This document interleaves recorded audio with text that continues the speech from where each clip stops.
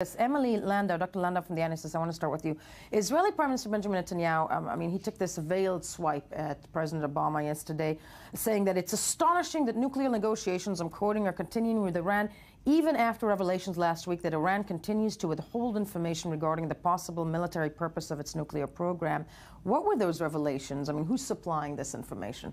This is the information that's coming from the IAEA. And in fact, it's not new. We know that there was the same sticking points. Yes, we know that there was a deadline that the IAEA gave Iran of the 25th of August. Iran did not meet the deadline. To answer just two of the questions on their list, Amano spoke about this at the end of October. He gave a speech at Brookings Institution explaining that Iran is not cooperating. He recently, before this report was released, made another statement, and now we see it in the official report coming from the IAEA. It's not new. What's new is giving it the attention that Prime Minister Netanyahu just gave to it, and in fact it's puzzling because there seems to be some kind of disconnect between the political process, the P5+1 Iran political process that's been going on for the last 13 months, and the parallel process with the IAEA trying to clear up some of these questions with regard to Iran's weaponization activities. Right. And you would think that these two processes should be fused together because, of course, weaponization activities are at the heart of this negotiation. Clear this up for us for a second. The main sticking points right now for the world versus Iran are what, in details? Well, the main sticking points in the political process that's going on, first of all, of course, the number of centrifuges and Iran's current stockpile of low-enriched uranium, which is a vast stockpile. So there is some kind of trade-off between the numbers of centrifuges and the size of the stockpile that Iran will be allowed to keep. There's a question of course, the rate of lifting sanctions. There's a question over what's called the sunset provision.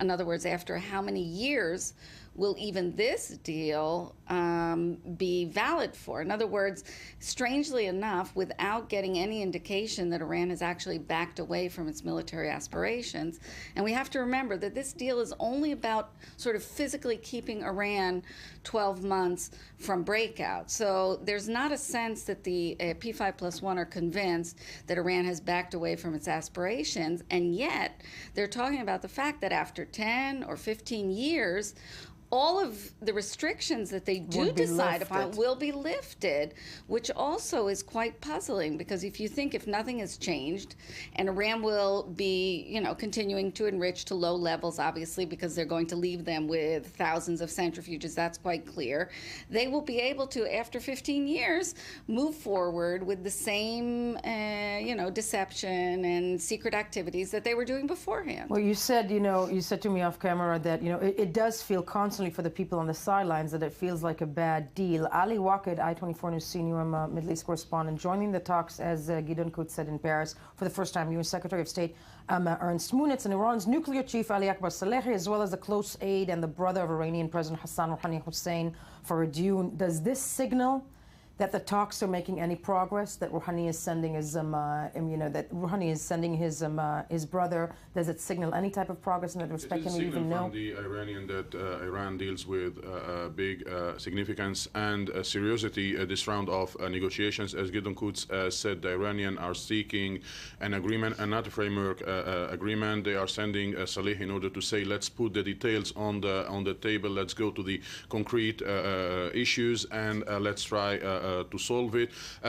I do agree with Dr. Landau that the Iranians are managing very successfully to separate between the weapons issue and the nuclear file, like they were two different issues, and each track need to be reach an agreement upon with no relation with the other track. For the moment, they are hugely succeeding in doing this separation between the two tracks, hoping that one track will not affect the other track. I think Yael, the Iranians are trying also to back their position with the situation on the ground, both in the region in Iraq and Syria. Of course, they are raising the issues of the Islamic State, and saying that the model of the anti-Islamic State fight should be a message to the international community that Iran can be part of the solution and is not part of the problem. Which leads me to the other question to you. Saudi Arabia has chosen to hold this week.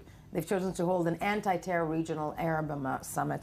And the timing-wise does signal, and I'm theorizing with you, to the West, that is Saudi Arabia trying to signal to the West that Iran is not needed in that fight? I mean, why hold that conference just now? And what does that mean if there is a deal with Iran between the United States, world powers, but let's face it, it's the U.S. and Iran. What does that mean for Saudi Arabia? Well, this means a very bad message from the United States vis-a-vis its allies in the Gulf and in general in the Arab Sunnite world. The priorities of the American administration is being changed from strengthening the Arab moderate countries towards the Shiite acts. We are seeing that Iran is now very much involved in what is happening in Yemen, of course, in Syria and Iraq. It's not new, and the political and regional aspirations of the Islamic Republic of Iran is not something that the United States think that it should be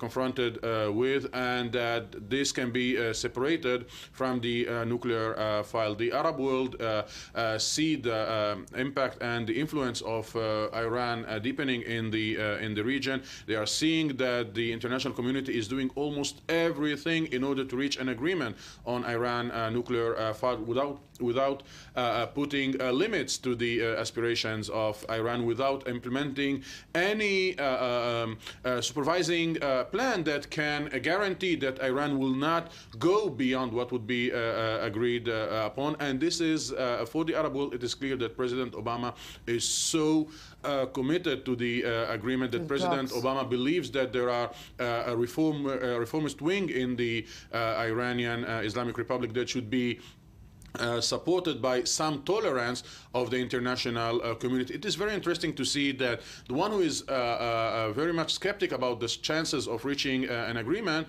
is the Supreme Guide, who said that whatever we are going to do, the West will not allow Iran to be part of the nuclear club. The West will not allow Iran to fulfill its aspiration to be a significant actor in the region. To be a significant actor in the region, although it seems like it's heading that way. And speaking of supervision, that might be the one for you.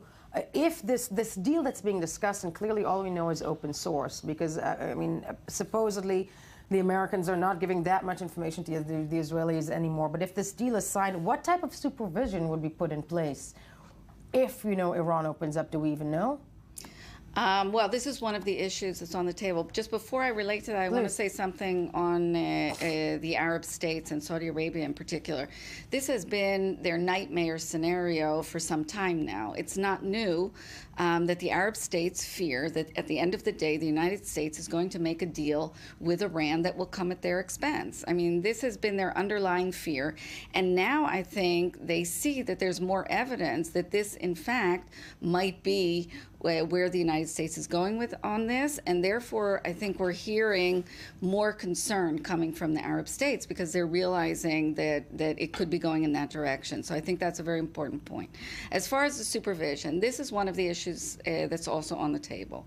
The administration, the Obama administration, is trying to get across the message that there will be very strong and stringent verification measures put in place and strong inspections, and that if there is a deal, and that they will be able to, identify any violation and deal with it in time. So they're actually anchoring their thinking about this deal not on, as I said before, Iran making a strategic U-turn in the nuclear realm and backing away from its military aspirations, but rather having such a strong verification mechanism that if and when Iran decides to cheat, they'll be able to take care of it. And I think this is something that should actually cause not a small degree of concern, because we know that intelligence and verification will forever be limited. Even, first of all, they have to go to